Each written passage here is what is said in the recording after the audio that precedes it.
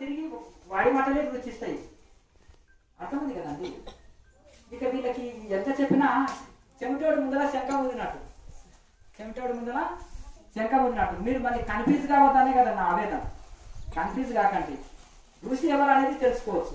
భగవద్గీత ఎవరికి అర్థమైంది తెలుసుకోవచ్చు. తెలుసుకోనికి నేను ఇవన్నీ చెప్పేది. అంటే భగవద్గీత అర్థమైతే ఏం చేస్తారు, ఋషి అయితే ఏం చేస్తారు, నిష్కామ కర్మ నిస్వార్థ సేవ చేస్తారు. స్వార్థంతో కూడుకొని ఫీజుల కోసం పని చేస్తున్నాడంటే ఋషి కావాలని అర్థం. అంతే కదా. సాయంత్రం వరకు కూలి పని చేసి సాయంత్రం అంటాడు కూలి డబ్బులు ఇవ్వండి అని నెత్తికి ఒకసారి. భార్యకి ఏం చెప్తాడు, కూలి డబ్బులు ఇచ్చి అతనికి పంపి. ఏంటంటే రోజు కూలి అంటారు. అతను ఉదయం నుంచి సాయంత్రం వరకు పని చేసి కూలి డబ్బులు తీసుకుపోయేవాడిని రోజు కూలి అంటారు. నెలంతా పని చేసి తీసుకుపోయేటోని నెల జీతగాడు అంటారు. నెల జీతగాడు. సంవత్సరానికి అంత పని చేసి సంవత్సరం నాడు జీతం తీసుకుపోయేవాడిని సంవత్సరం జీతగాడు అంటారు. అర్థమైంది కదా. ఏదైనా ఆధ్యాత్మిక పని చేసి సాయంత్రం కూలి తీసుకొని కూలి డబ్బులు అన్నిటి గోపుతున్నాడు అనుకో ఏమంటారు, అతను కూడా కూలివాడు అంటున్నారు. ఇప్పుడు ఆడవాళ్ళు ఇంట్లో వంట చేస్తున్నారు, జీతం అడుగుతున్నారా? ఎందుకు? మన ఇంట్లో మనం ఏం జీతం అడగం కదా. జీతం లేకుండా చేసే కూలి లేకుండా చేసేవాడు సొంతవాడు. అర్థమైంది కదా. జీతం లేకుండా చేసేవాళ్ళు సొంత వాళ్ళు అవుతారు. అది గుర్తుపెట్టుకోండి. అట్లా ఆ విధంగా మరి కూలివాడి ఉండాలన్నా జీతగాడి ఉండాలన్నా సేవకుడి ఉండాలన్నా అర్థం చేసుకోవాలి మనం. కనుక మరి ఇక ఇదంతా మనము డబ్బు కోసం పనిచేసేటోళ్ళు ఏమంటారు, ఇక్కడ కూలివాడు జీతగాడే అంటారు కదా. అంటే భౌతికంగా మనం ఏదో జీవనోపాధికి గృహస్థులకు వేరు. నేను అనేది సాధు రూపంలో ఉండి యోగులమని బ్రహ్మజ్ఞానులమని చెప్పేటోళ్ళు. నేను ఒక రూపాయి తీసుకోనండి, కానీ ఒక్క 10 లక్షల చందా బుక్కులు పోతుంటాయి, తిరుగుతుంటాను. పిచ్చోళ్ళని చేసేసి టార్గెట్ నువ్వు 10 కోట్లు, నువ్వు 5 కోట్లు, నువ్వు 2 కోట్లు వసూలు చేయాలి. గురువు ఆజ్ఞ గురు సేవ, నువ్వు ఇది చేయబోయి నీకు మోక్షం వస్తుంది, నేను ఉన్నాను కదా ఇస్తాను నీకు అంటున్నారా అంటలేరా? దీనికి సాధువులు కావాల్సిన అవసరం ఏం లేదు. గృహస్థులు కూడా ఈ రూపంలో చేస్తున్నారు. ఈ ఆధ్యాత్మిక సంస్థలు అంటే దోమల్లాగా రక్తం పూజ చేస్తున్నాయి. లేకపోతే అర్థమైంది కదా. ఇట్లా కనుక సామాన్యులని కన్ఫ్యూజ్ చేయడానికే పుట్టినాయి ఇవన్నీ. సామాన్యులని కన్ఫ్యూజ్ చేయడానికి. వాడిని కన్ఫ్యూజ్ చేయాలంటే ఏం చేయాలి? రాంగు మార్గంలో వెళ్ళాలంటే దానికి రాంగు పుస్తకాలు ఉండాలి, రాంగు ఏదో ఉండాలి. అంతేనే కదా. మీడియా ద్వారా ఛానల్స్ ద్వారా కూడా వాళ్ళకి ఇన్ఫర్మేషన్ రాంగ్ ఇవ్వచ్చు. చాలా దాన్ని ఇప్పుడు అంతా మిస్గైడ్ అవుతుంది. ఆవేదన ఆధ్యాత్మికం అంటేనే మిస్గైడ్ అవుతుంది, రాంగు వేళ వెళ్తుంది. ఏళ్ళ మీద లెక్క పెట్టేటోళ్ళు నిస్వార్థ పనులు ఉన్నారు. అర్థమైంది కదా. వాళ్ళ ఆడంబరంతో ఉండరు, వాళ్ళని గుర్తించేటోళ్ళే తక్కువ. వాళ్ళు గుర్తింపు కోరుకోరు. కానీ మంచి మార్గంలో వెళ్ళండి నాయన. ఈ ఆధ్యాత్మికం అంటే రూపాయి ఖర్చు లేదు, మోక్షం పొందుటకు రూపాయి ఖర్చు లేదు, ఈ ఋషుల మార్గంలో వెళ్ళండి అని చెప్తే చెమటోడు ముందర శంఖముదినట్టే, ఏమీ అర్థం కాదు. మళ్ళా మాయగాళ్ళ పుట్టనే పడిపోతారు. ఇది పరిస్థితి.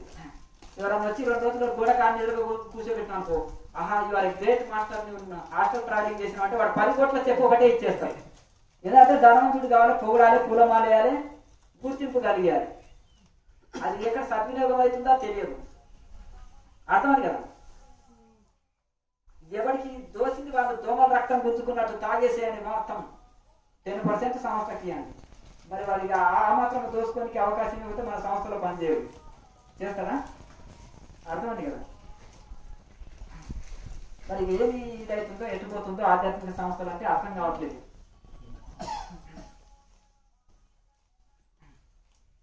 మీరు పదే నేను ఎందుకు గుర్తు చేస్తుంటానంటే, మీరు తెలివైన వంతులు కాండి, వివేకవంతులు కాండి, మేధావులుగా వాండి.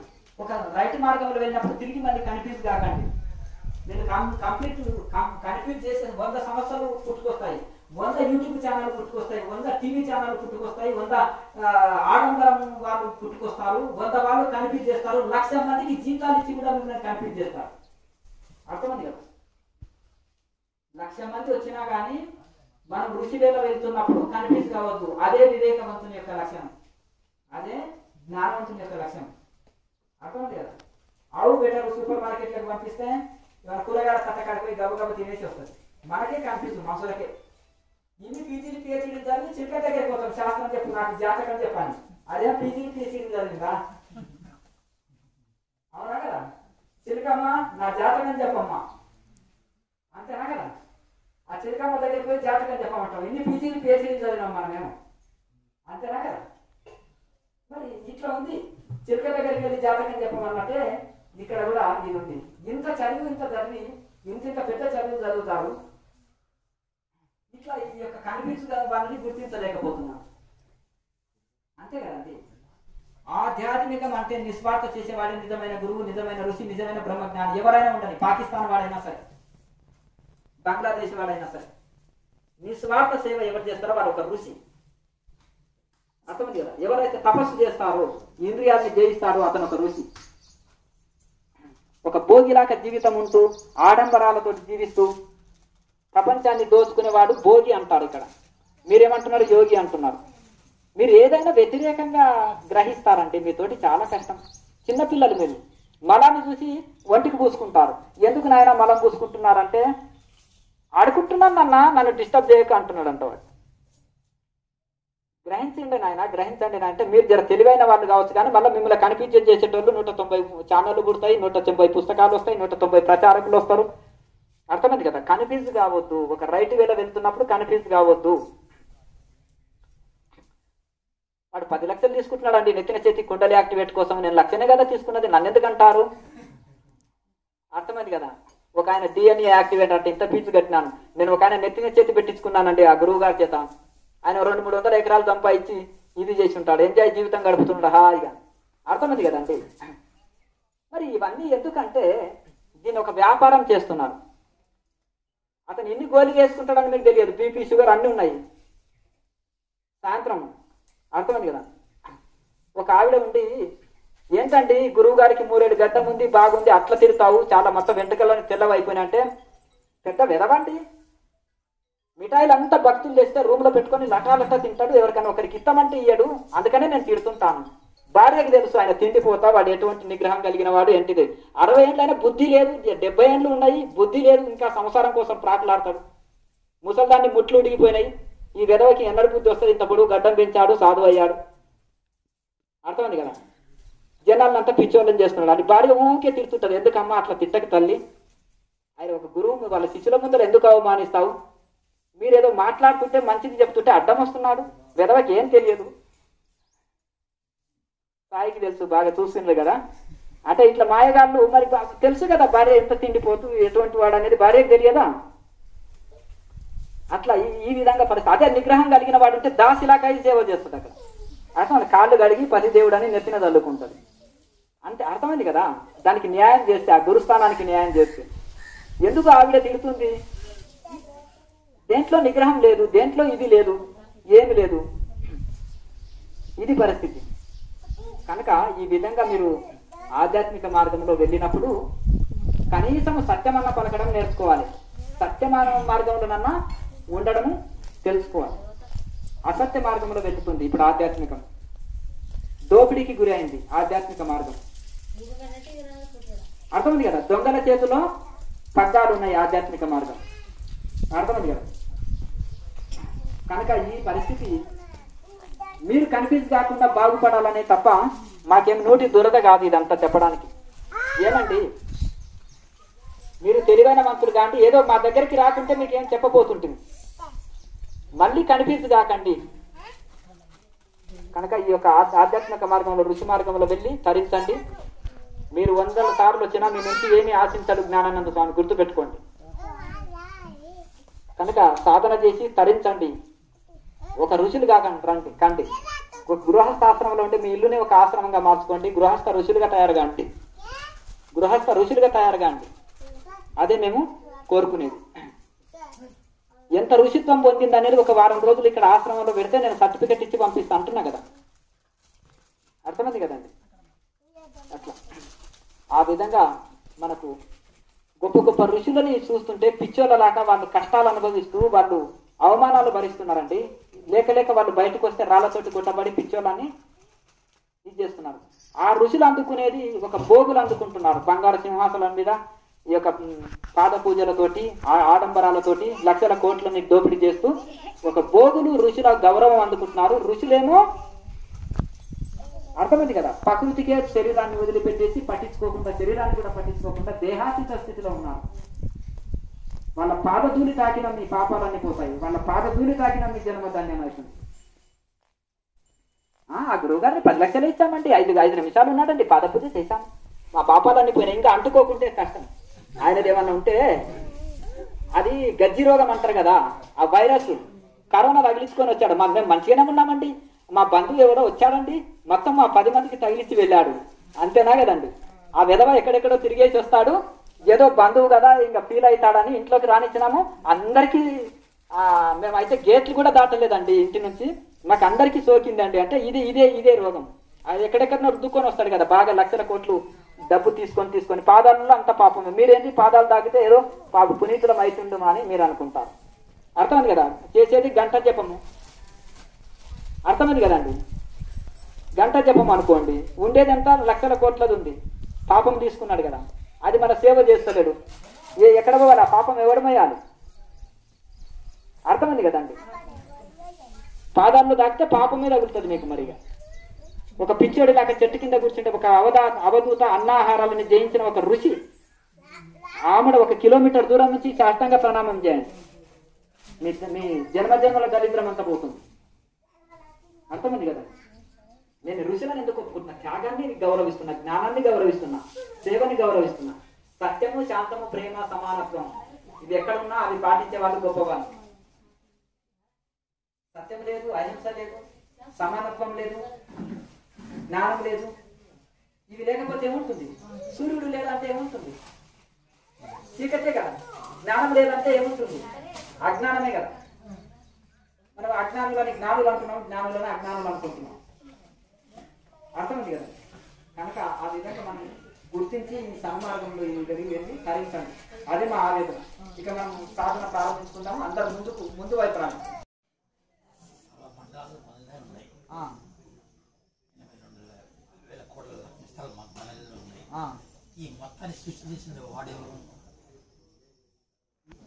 సమస్తము ఈ బ్రహ్మాండంలో ఎన్ని వింతలు ఉన్నాయో పిండాండంలో అన్ని వింతలు ఉన్నాయి. ఈ ఇల్లు ఇంత చక్కగా నడపబడుతుంది, దీన్ని నడిపించే యజమాని ఎవడయా అని అంటారు ఎవరన్నా వస్తే. ఈ కారు ఇంత మంచిగా పోతుంది, దీన్ని ఎవరు నడుపుతున్నారా అంటే ముందర చక్క చూడాయా ఓ డ్రైవర్ ఉన్నాడు, అంతేనా కదా. ఈ ఆఫీస్ ఇంత, దీని బాస్ ఎవరాయా, ఈ ఆఫీస్ ఇంత బాగా నడుస్తుంది, ఈ కంపెనీ ఫౌండర్ ఎవరాయా, ఈ కంపెనీ ఇంత బాగా నడుస్తుంది, ఈ హాస్పిటల్ ఓనర్ ఎవరాయా, ఇంత బాగా చక్కగా నడుస్తుంది, ఇంత డిసిప్లిన్గా నడుస్తుంది, ఈ ఆశ్రమానికి ఎవరయ్యా పెద్ద మనిషి, అధిపతి, ఎంత క్రమశిక్షను. పుట్టపర్తిపోతే చూడండి, ఎవరు అల్లరి చేసినా నోటి మీద వేలు వేసుకోమంటారు. అర్థమైంది కదండి. ఎంత డిసిప్లిన్, 1,00,000 మంది కూర్చొని ఉన్నా ఏమీ శబ్దం వినపడ్డారు అంటే ఆడ ఫౌండర్ అంత సమర్థుడు ఉన్నాడని అర్థం. అర్థమైంది కదండి. మరి యజమాని సమర్థుడు ఉన్నప్పుడు వాళ్ళ చక్కగా డిసిప్లిన్ గా నడుస్తుంటుంది. ఏదైనా కొన్ని సంస్థలు చక్కగా నడపబడుతున్నా, ఓ ఇల్లు చక్కగా నడవాలన్నా, ఓ హాస్పిటల్, ఒక స్కూల్, ఒక కాలేజీ, ఒక ఆధ్యాత్మిక ఆశ్రమం, ఇవి ఏవి చక్కగా నడవాలన్నా దాన్ని నడిపించే వాళ్ళు కరెక్ట్గా ఉండాలి. యజమాని కరెక్ట్గా ఉన్నప్పుడు ఆటోమేటిక్గా చక్కగా. గొర్రెల కాపరి ఉన్నాడు అనుకో, ఏదైనా గొర్రె చేలబడుతుంటే అనే వరకే అయిపోయి అది వెనక్కి మళ్ళీ వస్తుంది. ఆవులు ఉన్నాయనుకో, 100 ఆవులు కాస్తుంటే కొన్ని సైకిలతోటే దాన్ని అరుస్తాడు, అది ఆటోమేటిక్గా అది చేను మేయకుండా ఉంటుంది. అంటే దాన్ని పశువుల కాపరి సమర్థుడు అయితే పశువులు చక్కగా ఉంటాయి, గొర్రెల కాపరి చక్కగా ఉంటే గొర్రెలు చక్కగా ఉంటాయి. ఒక బాసు సమర్థంగా ఉంటే ఆ కంపెనీ మంచిగా నడుస్తుంది. కనుక ఈ విధంగా ఈ సృష్టి చక్రం ఇంత బాగా నడుస్తుందంటే భగవంతుడు అంత రచన అంత బాగా చేశాడు. రాత్రి సమయానికి రాత్రి వస్తుంది, పగలు సమయం పగలు. సూర్యుడు సకాలంలో వచ్చిపోతున్నాడు. వర్షాకాలంలో 4 నెలలే వర్షాలు కురుస్తాయి, చలికాలంలో 4 నెలలే చలి ఉంటుంది, ఎండాకాలంలో 4 నెలలే ఎండ ఉంటుంది, ఎండాకాలంలో చలికాలం, చలికాలంలో ఎండాకాలం నడుస్తలేదు. ఋతువులు, మాసాలు, నెలలు ఇవన్నీ ఎంత చక్కగా నడుస్తున్నాయి. సృష్టి చక్రం ఏమైనా అస్తవ్యస్తంగా జరుగుతుందా? భూమి నేను వీళ్ళు ఒకసారి ఇట్లా కదిలితే ఏమవుతుంది? అంత నష్టమే కదా. ఎప్పుడన్నా అట్లా జరుగుతుందా? ఎప్పుడో అనుకోకుండా జరిగితే ఇది అవుతుంది. మరి ఎంత క్రమ పద్ధతిలో భూమి తిరుగుతుంది, ఎంత క్రమ పద్ధతిలో సూర్యుడు టైం ప్రకారం 6 గంటలకు వస్తున్నాడు, 6 గంటలకు వెళ్తున్నాడు.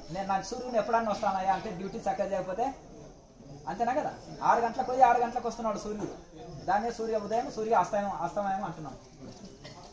మరి కనుక ఈ విధంగా ఇంత సృష్టి చక్రం చక్కగా నడుస్తుందంటే, భగవంతుడు సృష్టి ఇంత చక్కగా నడుస్తుందంటే భగవంతుడు సృష్టికర్త ఇంత చక్కగా ప్లాన్ చేశాడు, టైం టేబుల్ ఈ విధంగా పెట్టాడు. అర్థమైంది కదా. మరి దీనికి సృష్టికర్త ఒకరు ఉన్నారా లేరా?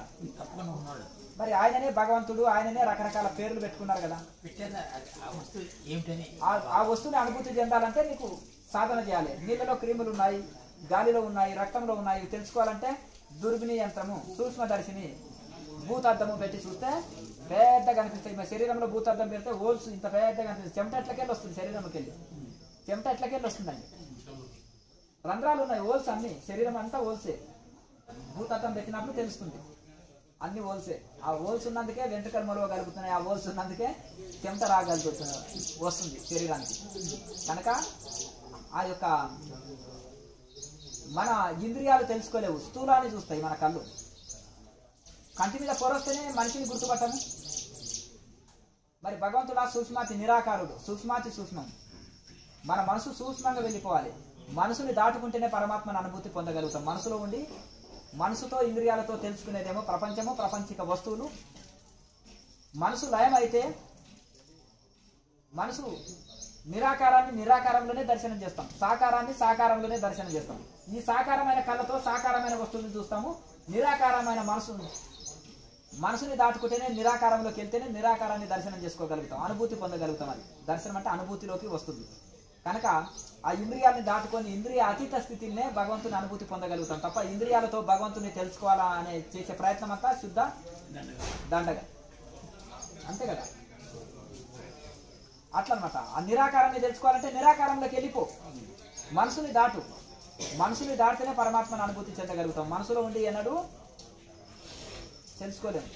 అప్పుడు మన డౌట్లన్నీ క్లియర్ అవుతాయి. ఈ లోపల మనం ఎన్ని శాస్త్రాలు చదివి ఎంత ఇది చేసినా డౌట్లు క్లియర్ కావు. అప్పుడు ఏం చేయాలి అంటే బాగా సాధన చేయాలి. ఇటు శాస్త్రాన్ని, వేదాంతాన్ని విచారణ చేయాలి, సాధన చేయాలి. ఈ రెండింటిని విడవకుండా చేస్తే ఒకనొకప్పుడు కొద్ది కొద్దిగా అనుభవంలోకి వస్తుంటుంది. కొద్దిగా అనుభవంలోకి వస్తుంది రోజు. ఇంకా పూర్తి అనుభవంలోకి రావాలంటే సాధన పూర్తి చేసుకోవాలి. ఐఏఎస్ ఉద్యోగం రావాలంటే చదువంతా పూర్తి చేయాలి. ఇది కూడా మోక్షం అనే ఉద్యోగమే మనం చేసేది. మోక్ష సాధన ఇవన్నీ చేసినప్పుడు మోక్షం అనే అంటే సాధన అనే చదువు చదివినప్పుడు మోక్షం అనే ఉద్యోగం వస్తుంది. అట్లా కంటిన్యూగా చేయడమే. అప్పటి వరకు సందేహాలు పెంచేట్టుగా ఇవన్నీ కానీ సందేహాలు తుంచవు. సాధన అవి అన్ని ప్రాణాయామ చేస్తే పంచ ప్రాణాలు అన్ని సమస్థితిలో వస్తాయి. ప్రాణాయామ లేకుండా పంచ ప్రాణాయామాలు, ప్రాణ అపాన ధ్యాన ఉదాన సమాన, ఈ పంచవాయువులు, ఈ 5 వాయువులు సమస్థితిలో ఉండాలంటే ప్రాణాయామంలో పర్ఫెక్ట్ ఉండాలి. అప్పుడే సమస్థితిలోకి వస్తాయి. ఏ వాయువు అస్తవ్యస్తంగా ఉన్నా ఓ రోగం వస్తుంది శరీరానికి. పంచభూతాలు కూడా శరీరంలో ఉన్నాయి. గాలి, నీరు, నిప్పు ఇవన్నీ ఉన్నాయి కదా, ఆకాశము, ఇవన్నీ పంచభూతాలతో శరీరం తయారైంది. ఏ భూతం ఎక్కువ తక్కువ ఉన్నా, వేడి ఎక్కువ ఉన్నా కష్టమే, చలవ ఎక్కువ ఉన్నా కష్టమే, భూతత్వం ఎక్కువ ఉన్నా కష్టమే, వాయుతత్వం ఎక్కువ ఉన్నా కష్టమే, తక్కువ ఉన్నా కష్టమే, ఎక్కువ ఉన్నా కష్టమే. ఈ సమతుల్యంగా ఉన్నప్పుడే సంపూర్ణ ఆరోగ్యం ఉంటుంది. ఈ పంచభూత తత్వాలు ఎక్కువ తక్కువ అయినప్పుడే అనారోగ్యం అవుతుంది. ఇప్పుడు చూడండి, జ్వరం వచ్చినప్పుడు విపరీతం కాలిపోతుంది, ఉష్ణతత్వం పెరిగిపోతుంది. ఒకప్పుడు చలికాలం చల్లగా బాడీ అయిపోతుంది. అది కూడా కష్టమే. ఇవన్నీ సమస్థితిలో ఉండాలి. పంచభూతాలు, పంచవాయువులు సమస్థితిలో ఉన్నప్పుడే సంపూర్ణ ఆరోగ్యంగా ఉంటాం. అది సాధనతోటి అవన్నీ సమతుల్యం జరిగిపోతాయి. ఏమైనా సందేహాలు ఉంటే అడగండి, నేను వెళ్తుంటే నేను పొద్దున్నాను. నాది ఒక నియమం, సాధన చేయండి, సాధనకు శరణాగతి అవ్వండి, క్రియకు శరణాగతి పొందండి, క్రియనే రక్షిస్తుంది.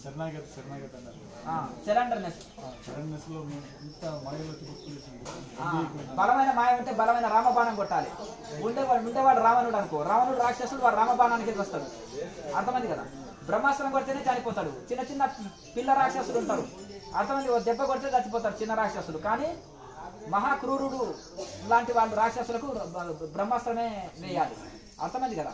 ఈ మనసు అనే బ్రహ్మరాక్షసికి ఏమేయాలి? మనసు అనేది బ్రహ్మరాక్షసి, చిన్నది కాదు. ఇప్పుడు చిన్న రాక్షసులు చెప్పిన ఒకటి కొడితే చచ్చిపోతాడు. పెద్ద బ్రహ్మరాక్షసి ఉందనుకో, దానికి బ్రహ్మాస్త్రమే కొట్టాలి. రావణుడు లాంటి వాడికి బ్రహ్మాస్త్రమే కొట్టాలి. ఈ మనసు అనే బ్రహ్మరాక్షసికి క్రియాయోగం అనే బ్రహ్మాస్త్రాన్ని కొట్టాలి. అర్థమైంది కదా. రోజు సాధన చేయాలి. అర్థమైంది కదా. ఎన్ని అస్త్రాలు ఉన్నాయో, చక్రస్మరణ, నాభిక్రియ, ప్రాణాయామము, జ్యోతిముద్ర, ఇవన్నీ అస్త్రాలే. ఈ అన్ని అస్త్రాలు కొట్టాలి. అర్థమైంది కదండి. సమాధి అనేది బ్రహ్మాస్త్రం. ఈ అన్ని అస్త్రాలు కొడుతుంటే ఆ సమాధి స్థితిలోకి వెళ్తాం. ఈ మనసు అనే బ్రహ్మరాక్షసి చచ్చిపోతుంది. అంటే కదా. ఇది అందరినీ ఏడిపిస్తుంది, ఒక్కరిని కాదు, అందరినీ పీడిస్తుంది. పండిత పామరులని అందరినీ. పెద్ద గాలి వస్తే ఏనుగులే కొట్టుకపోతున్నాయంట. దోమల సంగతి ఏంటి ఇంకా. అర్థమైంది కదా. ఈ మాయకు పెద్ద పెద్ద పండితులే కొట్టుకుపోతున్నారు. సామాన్యుల పరిస్థితి ఏంటి?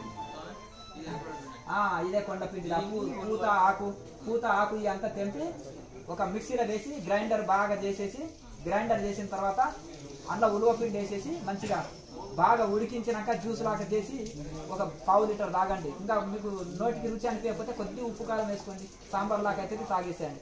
రోజు ఒక 1/2 లీటరు 15 రోజులు తాగండి, తగ్గిపోతుంది. బరిగడుపున తాగండి. ఇది దీని పొడి వాడినా సరే ఎండాకాలం వర్షాకాలంలో దొరుకుతుంది కదా. అల్లం బెల్లం నములుకొని తినండి. జీలకర్ర పొడి యొక్క మిశ్రీ పొడి ఉంటుంది కదా, జీలకర్ర పొడి మిశ్రీ పొడి 2 పౌడర్ చేసుకొని నీళ్ళల్లో 4 చెంచాలు కలుపుకొని తాగండి. సరే అది తాగండి, తగ్గిపోతుంది. జీలకర్ర పొడి, మిశ్రీ పొడి, కలకండ పొడి, దాన్ని నవోతాన్ని కూడా అంటారు కొన్ని ప్రాంతాల్లో. ఆ పొడి ఈ పొడి రెండింటిని కలిపి తాగేస్తే ఈ ఛాతిలో మంట, నొప్పి ఇవన్నీ పోతాయి.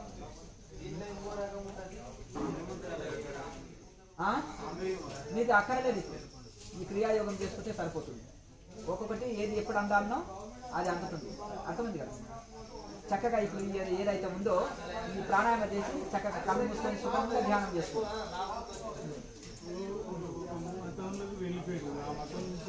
ఇంకా వారి కర్మ అంతే ఉంది, వదిలిపెట్టడమే. వస్తే రానివ్వడము, పెట్టుకొని ఋషులు ఏదైనా చేయగలుగుతారు అనుకుంటే సంకల్పంతో. అర్థమైంది కదండి. వాతలు కూడా పెట్టడం తెలుసు వాళ్ళకి, మళ్ళీ మాట వినకపోతే. ఏదైనా ఉండని జయరాలితే కూడా వాతలు పెట్టిండ్రు కదా, పెడతారు వినకపోతే. దాసోహం అన్నది అనుగ్రహించిండ్రు, వినకపోతే వాతలు పెట్టిండ్రు. అర్థమైంది కదా. కనుక అందుకనే ఋషులకు అన్యాయం చేయదు ఎప్పుడే కానీ, గురువులకు అన్యాయం చేయొద్దు. అర్థమైంది కదా. అది పరిస్థితి. ఈ విధంగా కొన్నిటికి వీళ్ళు గురువుల ఆగ్రహానికి లోనైన వాళ్ళు. అర్థమైంది కదా. అనుగ్రహానికి లోనయ్యింది, తర్వాత ఘోరమైన నష్టం చేశారు, ఘోరమైన అపకారం చేశారు గురువులకు. కనుక ఇది మనం ఒకటి ఎందుకంటే గొప్ప ఋషులు ఇప్పటికి ఉన్నారు, గొప్ప ఋషులు ఉన్నారు. వాళ్ళు వచ్చి మాట్లాడితే ఎవరన్నా కువ్వెక్కిన పొలిటికల్ వాళ్ళు ఇస్తారా? మారంధ్ర నాయన సేవ చేయండి అంటే ఇస్తారా? మరి ఎందుకు రావాలి వీడికి వచ్చి? వాళ్ళు సమాజం ఎట్లా పోవాలి, ఎట్లా రాసినోడు అట్లా ఉంటుంది. ఎవడి కర్మని మనం ఎందుకు నెత్తినేసుకోవాలి? ఎవడి కర్మకు వాడే బాధ్యతలు, ఎవడి కర్మ అంతా చక్కగా జరుగుతుంది, ఎవడి లోకం వాడిది. అంతేనా కదా. అందరు ధ్యానం చేయమంటే చేస్తారా? అందరు ఆధ్యాత్మికంలో రమ్మంటే వస్తారా? అంతేనే కదండి. ఎవడి లోకం వాళ్ళది. సృష్టిని మార్చలేము మనం, అది పోతూనే ఉంటుంది. మన ప్రయత్నం మనము చేస్తుంటాం. సుకృత జీవులు మారుతుంటారు, సుకృత జీవులు ఆ వైపు నడుస్తుంటారు. ప్రతి ఒక్క ఋషులు ఉన్నారు, ఇప్పటికి ఉన్నారు. ఇప్పటికి కూడా చాలా గొప్ప ఋషులు ఉన్నారు హిమాలయంలో, అంతటా ఉన్నారు. ఇప్పుడు ఒక నిరాహార యోగిని, మహాయోగిని ఉన్నది ఇక్కడ మాణికేశ్వర మాత. ఎంతమంది గుర్తించారు మాణికేశ్వర మాతని? గగనగిరి మహారాజు మహారాష్ట్రలో మొన్నటి వరకు ఉన్నాడు. ఎంతమంది గుర్తించారు? ఆయన మహా అష్టసిద్ధులు కలిగిన యోగి. అర్థమైంది కదండి. తెలియదు అనంటే పోయినాక తెలుసుకుంటారు, ఉన్నప్పుడు ఎవరు తెలుసుకోరు. గొప్ప వాళ్ళు ఉన్నారు ఇప్పటికి కూడా. ఒక పిచ్చోడి లాగా కనిపించేవాడు, నీవు ఎంత తలకిందులు తపస్సు చేసినా అతని సిద్ధిని బయటికి వ్యక్తం చేయడు. ఇప్పటికి కూడా ఉన్నారు, మన చుట్టుపక్కల కూడా ఉన్నారు. వాళ్ళని గుర్తించలేం మనం. వాళ్ళు ఎందుకంటే పిచ్చోడి లాగా ఉంటారు, అవధూతలు లాగా ఉన్నారు. అట్లా ఉండడమే కరెక్ట్, లేకపోతే పీకటిస్తారు. ఎక్కడైనా డైమండ్స్ భూమిలో తోమితే ఎక్కడ వెళ్తావో చెప్పు గురువు గారు, పాయింట్ ఉంటే చెప్పండి. నువ్వు ఇక్కడ కూర్చున్నావు కదా, లేదంటే నువ్వు ఇక్కడ కూర్చోవద్దు. ఒక్కొక్క ఋషి చెప్తుంటారు, ఏమయ్యా అవధూతను ఎన్నిసార్లు కొట్టిండ్రు, ఏమయ్యా ఫోన్ ఎందుకు ఎట్టారు, ఫోన్ సాయంత్రం పెడితే ఎన్ని టైం చేయొచ్చు కాదు. అంతే కదా. అవధూత దగ్గర పిచ్చోళ్ళు కారండి వీళ్ళు. 20,000 రూపాయల ఫోన్ ఉట్టికి ఇచ్చిపోతలేరు అవధూతకు. ఎనీ టైం వీడియో కాల్ చేసి గురువు గారితో మాట్లాడదు. ఈయన అవసరానికి ఆయనకు ఫోన్ ఇచ్చారు. అర్థమైంది కదండి. ఈయనకు తెలియక అబ్బా ఎంత పెద్ద భక్తులు అండి, కొత్త ఫోన్ ఎంత మంచిది ఇచ్చాడని ఆయన అవధూతండి. అవధూత ఏంటంటే గురువు గారు అది నొక్కండి, ఈ పక్కది నొక్కండి, వీడియో కాల్ వస్తుంది. ఇంకా హాయిగా 2 గంటలు మాట్లాడుకోవచ్చు. మళ్ళీ అంత దూరం ఎక్కడ పోతాం, శ్రీశైలం పోవాలో, తిరుపతి పోవాలో, అట్లా కదా. మరి అవధూత దగ్గర ఫోన్లు ఉంటే, డబ్బులుంటే ఉంచుతారా? దాక్కొని వెళ్తారు. ఒంటి మీద బట్టలు లేనప్పుడు ఆయన దగ్గరికి ఎవరు వరే ఏమున్నాయి ఆయన తానని. ఇక ఫోన్లు ఇవన్నీ చూసే వరకు వదులుతారు. ఆ గంజాయి బ్యాచ్ ఉంటుంది, లాక్కొని వెళ్ళిపోతారు. ఏం ధనం పాయింట్ ఎందుకు చెప్పవు నువ్వు, మా ఏరియాలో కూర్చున్నావు నువ్వు చెప్పు అంటాడు. ఒరే నాకు తగిలింది ఆ స్వామి ఒక పాయింట్ చెప్పాడు అంటే వాడికి చెప్పి నాకు చెప్పవా. అయితే ఒకసారి ఏం చేసేస్తాడు, ఒక ఋషి కూర్చొని ధ్యానం చేసుకుంటున్నాడంట. స్వామి మీరు తపస్సంపన్నులు, మీ దగ్గర ఏదో సిద్ధులు ఉంటాయి, మాకు ఆశీర్వదించండి అని చెప్పారంట. చెప్పిన తర్వాత ఆయన ఏదో ఈ గోల కాకి గోల ఏదో ఒక గడ్డంలోకి వెళ్ళి ఒక వెంట్రుక బిగి పో తదాస్తు అని ఇచ్చేసాడంట. మహాపదార్థం అని కళ్ళ కద్దుకొని వాడు ఏదో అనుకున్నది ఇంట్లో కట్టుకున్నాడు తాయితలాక, వాడికి అనుకున్నది నెరవేరింది. అబ్బా ఇంత మహిమ ఉందా, వెంట్రుకలో ఇంత మహిమ ఉందా అనుకున్నాడు. ఈవిడ గారికి చెప్పిండ్రు, బావకు ఎందుకు ఇంత సంపద వచ్చింది అంటే, గుట్టల్లో ఒక గుహలో సాధువు కూర్చున్నాడు, మీ బావగారు ఆడిపోయి ఒరే తమ్ముడు ఏదో తెచ్చుకున్నాడు రా, అది ఎవరికి చెప్తలేదు అంటే, అక్క నువ్వు నాకు తెలుసుకో అక్క, నేను బాధల్లో ఉన్నాను, నాకంటే ఎక్కువనా అంటే, మా తమ్ముడు చాలా బాధల్లో ఉన్నాడు, అయ్యా నువ్వు ఎందుకు సాయం చేయవు అని అంటే, ఏమి లేదు నేను అక్కడ సాధుగారి కాడిపోయినా ఒక కష్టాలు చెప్పుకుంటే భరించాలి, ఆయన జాలి వచ్చి ఒక గడ్డంలోకి వెళ్ళి ఒక వెంట్రుక దిగి చేతిలో వేశాడు, దాన్ని అనుకున్న కోరిక నెరవేరిందంటే, అమ్మ అంటే ఒరే తమ్ముడు నీవు వెళ్ళు అంటే, ఆ తమ్ముడు వెళ్ళినాక ఆయన ఇంకొక ఆయన ఈ పక్క ఆయన ఆ పక్క ఆయన ఓహో ఇంకా లైన్ కట్టారంట, ట్రైన్ లైన్ లాగా, అది ట్రైన్ డబ్బాల్లాగా. ఇదేంటిది నాయన అంటే, స్వామి మీ గడ్డంలోని ఒక వెంట్రుక ఇవ్వండి వెళ్ళిపోతాం, ఇంకా మీతో డిస్టర్బ్ చేయము స్వామి. అయ్యో వద్దండి, మీరు మహానుభావులు, మీరు చల్లగుంటేనే మేము చల్లగుంటాం, మీరేం లేదు తలలో వెంట్రుకలో ఎక్కడనో తంకల్లో ఏదో ఒక వెంట్రుక వేసి ఇట్లా మా చేతులు వేయంటే వెళ్ళిపోతాం, మహాప్రసాదం అన్నారు. కొంతమందికి ఏదో పోనీలే అని నలుగురు ముగ్గురు అని ఇలా వేశాడు. అలసిపోయాడు ఆయన, విసిగిపోయి నాయన నేను ఇప్పుడు వెంట్రుకలు ఇవ్వడం మానేసిరాను, ఇక నేను తపస్సు చేసుకుంటున్నాను, దయచేసి నన్ను డిస్టర్బ్ చేయకండి, మౌనంలో ఉన్నాను అన్నాను. ఇది మా ఊరి గుట్ట, మా కొండ, మేము తిరుగులాడేది, ఇక్కడ కూర్చొని మాకు సాయం చేయవా స్వామి? స్వామి మీరేమనకండి, మీరు తపస్సులో కళ్ళు మూసుకొని కూర్చోండి, మా పని మేము చేసుకుంటాం. మిమ్మల్ని అంటే అదే మిమ్మల్ని డిస్టర్బ్ చేయమండి, మీ పని మీదే మా పని మన. ఒరే ఇంకా లైన్కి వచ్చిన తర్వాత లైన్ తప్పొద్దు మనం, ఇంకా లైన్ కదా. ఈ యొక్క ఒకరి తర్వాత ఒకరు 1 by 1 ఒక లీడర్ ఉండి 1 by 1 ఇక ఒరే నాన్న నొప్పి వస్తుంది రా నాన్న, రక్తం వచ్చేస్తుంది రా నాన్న, గడ్డములో మీసములో తలములో అన్ని తలా ఒక వెంట్రుక లాక్కొని పోతున్నారు. ఇక ఆ పక్క ఊరు వాడు మొత్తం లక్షల జనం పోగేండ్రు, తలా ఒకటి మిగిలే వరకు ఆయనకు ఒంటి మీద ఏడ కూడా ఒక వెంట్రుక లేదు, మొత్తం బోడీ అయిపోయింది. ఒరే నాన్న అని లబోదిబో మొత్తుకున్నాడంట, ఒక వెంట్రుక ఉంచలేదన్న. ఇట్లా ఉంటుంది, కొంచెం ఏదైనా కనిపిస్తే ఇట్లా అయిపోతుంది పరిస్థితి. కనుక ఊరుకుండు వాడు ఉత్తమ యోగిరా, పిచ్చోడిలాగా ఉంటారు కొంతమంది. ఏదన్నా స్టార్ట్ చేసినామనుకో, ఏదన్నా సాహిత్యులు ఇస్తాడు, అక్కడ స్వామి దగ్గరికి పోతే ఏదో ఊది ఇస్తాడు, ఒక ఆయన నెత్తిన కాలు పెడతాడు, ఒక ఆయన నెత్తిన చేతి పెడతాడు, ఒక ఆయన వీపున సప్పరిస్తాడు. పొద్దుటూరులో ఒక స్వామి ఉండే, అర్థమని కదా, ఆయన కర్రతోటి కొట్టినా కాలుతో తల్లినా ఇక శుభం అంట, లేదంటే నీళ్లు పడితే. ఆయనను గొలుసులతో కట్టేసి టికెట్ పెట్టారు. స్వామి బిల్డింగ్ కోరారు అన్నారు, వీడికి బిల్డింగ్ అవసరం, వీడికి అవసరం, అవధూతకి ఏం అవసరం. ఆయన ఇద్దరు అన్నదమ్ముడు సిద్ధ పురుషులు, కంకరరాళ్ళు తినేవాళ్ళు, కొట్టుకునేవాళ్ళు, ఇసుక తినేవాళ్ళు, ఇద్దరు అన్నదమ్ముడు. వెంకటేశ్వర స్వామి అని పుట్టపర్తికి వెళ్ళిపోయాడు, ఈయననేమో అక్కడనే ఉన్నాడు. స్వామి నాన్ వెజ్ తింటాడు, 5 స్టార్ హోటల్ది, మామూలు తినడు. ఇక వాడు కుప్పలు నాన్ వెజ్ బిర్యానీ వస్తే తిని ఒక్కొక్కడు కింటాల్ శరీరం పెంచారు. ఎవరు స్వామి పేరు చెప్పి, స్వామి పైన కూడా తాగుతాడంటే తెచ్చేస్తారు. ఇక అవధూతల పేర్లు చెప్పి ఏమి భోగాలు, ఇక్కడ ఒక అవధూత అవ ఉండే సిరిటి నుంచి వచ్చింది, 100 ఏళ్ళు దాటి ఉన్నాయి, 20 ఏళ్ళు నిరాహార యోగిని. ఆమె అవ్వ మాంసమే తింటది అంటే వాడు తెప్పించుకొని సకల భోగాలు చూడండి. అడ్డగోలిగా పాయింట్ సూప్సులు చేసుకోవడము, అడ్డగోలిగా వాడు నాన్ వెజ్ వైన్ తెప్పించుకోవడం. నాంపల్లి బాబా అని ఉండేది, యూసుఫ్ కూడా ఆయన గొలుసులతోటి కట్టేసి ట్రస్ట్ అని పెట్టేసి టికెట్ పెట్టారు. అర్థమైంది కదా. ఇంకొక ఆయన ఉన్నాడు గుంటూరులో, ఒక ఆయనని అదే పని చేశారు, సాయిబాబా గుంటూరు బంధించేశారు ఒక రూమ్ లో. ఇట్లా ఈ ఎట్లుంటుందంటే, అవధూతలు చిన్నపిల్లలు అండి, పసిబాలులాగా ఎవరికి చెప్పుకుంటారు వాళ్ళ బాధ. అర్థమైంది, కుక్కకి వేసినట్టు ఆడ ఇంత ఏదో వేస్తారు ఆహారం, ఇక ఉంటారు. వచ్చిన వాళ్ళకెల్లా స్వామి ఈయన మంచి భక్తుడు ఇలా అనండి బయటికి చేసి, ఎందుకంటే 2 లక్షలు ఇచ్చాడు. అర్థమైంది కదా. అట్లా ఈ యొక్క అవధూతలని బంధించి చాలా కష్టపెడుతున్నారండి. నాంపల్లి బాబా ఎక్కడ పడితే 50-60 సంవత్సరాలు ఉన్నాడు హైదరాబాద్ నగరంలో. చార్మినార్ అట్లకెళ్ళి ఉంటుండే, పెంట మీద ఆయన కూర్చుంటుండే, ఆయన మనంలో కూడా సువాసనలు వస్తుండే, అదే పిచ్చోని దాకా కూర్చుంటుండే. అటువంటి వాడిని తీసుకొచ్చి తీసుకుపోయి గొలుసులు పెట్టి కట్టేశారు ఏకంగా.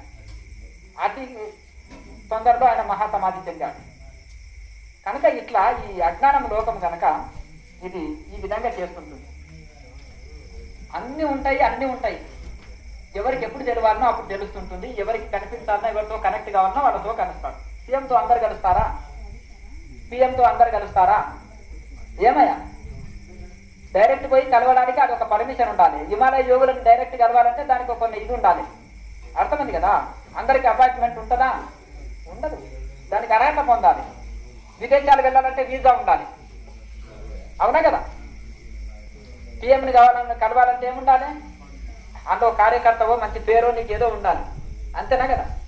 ఆ తపస్సు చేసి ఆ సిద్ధి సంపాదించుకున్న వాళ్ళకు ఆ గురువులతో కనెక్ట్ కాగలుగుతారు. అందరు కాలేరు. అర్థమైంది కదా? ఇప్పుడు ఇక్కడికి వెళ్ళే సూక్ష్మ శరీరంలో ఋషులు పోతుంటారు. అందరు చూడగలుగుతారా? ఈడానికి ఒక ఋషి పోయిందంటే ఈ మధ్యలో ఈ స్వామి ధ్యానం ఎక్కువ చేసి పిచ్చి చేసినట్టుంది అంటారు. అర్థమైంది కదా? ఏదో అనుకున్నా ఒకడే మాట్లాడుకుంటున్నాడు. ఆ ఋషితోటి మాట్లాడేది వీడికి తెలియదు కదా. ఒకడే మాట్లాడుకుంటున్నాడు. ఏదో ఆకాశం అది చూసి మధ్యలో కొంచెం పిచ్చి ఏదో పిచ్చి లేచింది అనుకుంటా. ఎవరిలో కలుస్తున్నారు కానీ ఎక్కువ ముదిరిందా పిచ్చి అనుకుంటారు. సాధన వికటిస్తే మనిషి పిచ్చోడు అవుతాడు. సాధన చక్కగా సాగితే ఋషి అవుతాడు. సాధన ఎంతెంత ముదిరితే, భక్తి ఎంతంత ముదిరితే అంత ఋషి అవుతాడు. అంతే కదా? జనాల దృష్టిలో వాడు పిచ్చోడు, అతని దృష్టిలో సమాజం అంతా పిచ్చిది.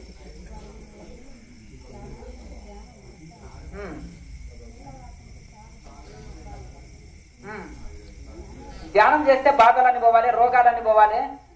ఒకసారి 2014లో క్లాస్ చేస్తుంటే ఈమె ధ్యానంలో రాకముందు భలే ఆరోగ్యంగా ఉన్నదండి, భలే యాక్టివ్ పర్సన్ అండి, చాలా మంచిదండి, ఈ మధ్యలో జర పిచ్చిదైంది అంటే నిజంగా కూడా ఆమె పిచ్చిదైంది. అర్థమైంది కదా?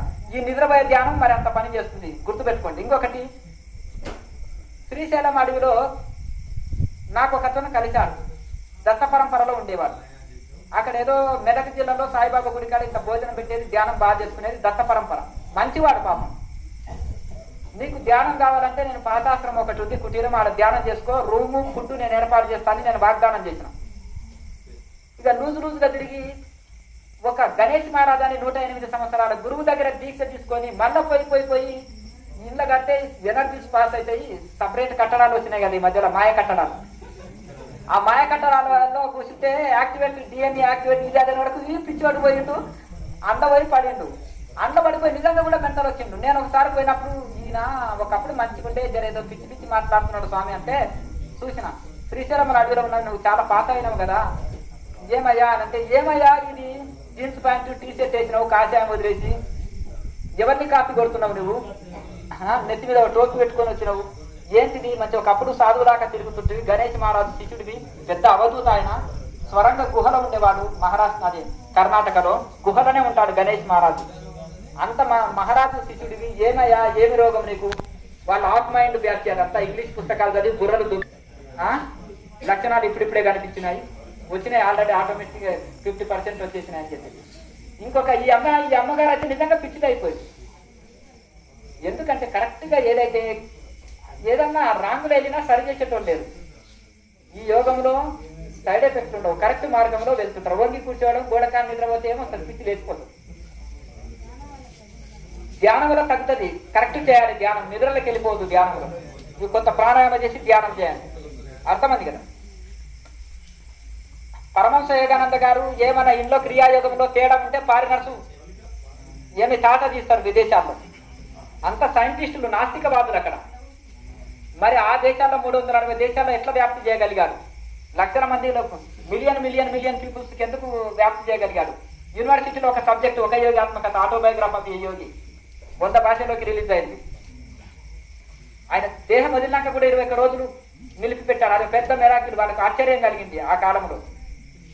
అలాగే హరిహరానంద స్వామి పోయి 21 రోజులు అదే సమాధిలో ఉండి చూపెట్టాడు. గుండె శ్వాస నాడి స్పందన ఆపి. అర్థమైంది కదా? గుండె శ్వాస నాడి స్పందన ఆపి చూపెట్టాడు ఆయన. ఇది సమాధి అంటే ఇట్లుంటుందని 85వ ఏట అమెరికాలో. అప్పుడు సమాధి అంటే ఎట్లుంటుందో తెలుసుకున్నారు జనాలు. కనుక అందుకనే సరే ధ్యానం మంచిది, మీకు పూర్వజన్మ సుకృతం ఉండి ధ్యానం చేయాలనే కోరిక వస్తుంది. నిద్రలోకి వెళ్ళకుండా చూసుకో. కొంత ప్రాణాయామ అభ్యాసం చేసి ధ్యానం చేయి, చక్కటి ధ్యానం కుదురుతుంది. ధ్యానం మంచిది. చూడండి బాగా ధ్యానం చేసుకోండి, మంచిది, శుభం. ఏమైనా డౌట్లు ఉన్నాయా? ఇక ఉదయం చర్చించుకుందాము. ఉదయం సమయం చాలా అయింది, అందరూ భోజనం చేసి విశ్రాంతి తీసుకోండి. ఏమన్నా డౌట్స్ ఉంటే ఉదయం చర్చించుకుందాం. సైలెంట్ ఏంటి చెప్పండి.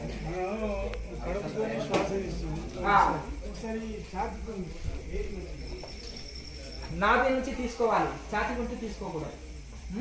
మంచి శుభం. ఓం చక్కగా చేయగలుగుతాం, ఏకాగ్రత చిత్తంలో చక్కగా చేయగలుగుతామని అట్లా పెద్దలు ఏం చేశారంటే ఈ సంకల్పంలో కూడా ప్రాణాయామాన్ని కొన్ని 5 ప్రాణాయామాలను చేయాలని నియమం. తర్వాత ఇంకా పూర్వకాలంలో ఎక్కువ చేసేవాళ్ళు. అది కొంచెం అనుష్ఠానం అని సపరేట్గా ఉండేది. కాసేపు జప సాధన, ధ్యాన సాధన ఇవన్నీ ఉండేది పూర్వకాలం. అల్లం జల్లం 4 కొంచెం లేవండి సరిపోతుంది.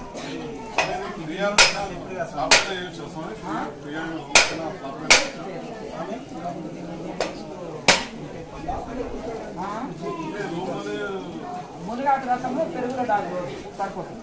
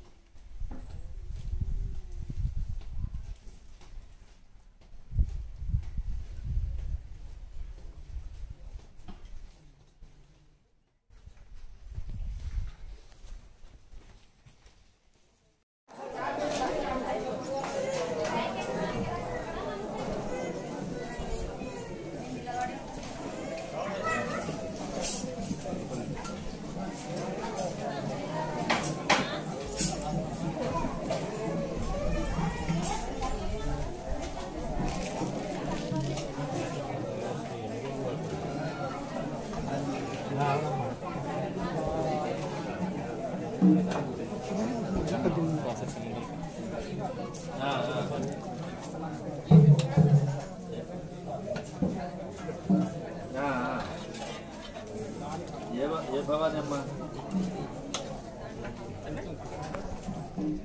అట్లాగా మీరేమ్మా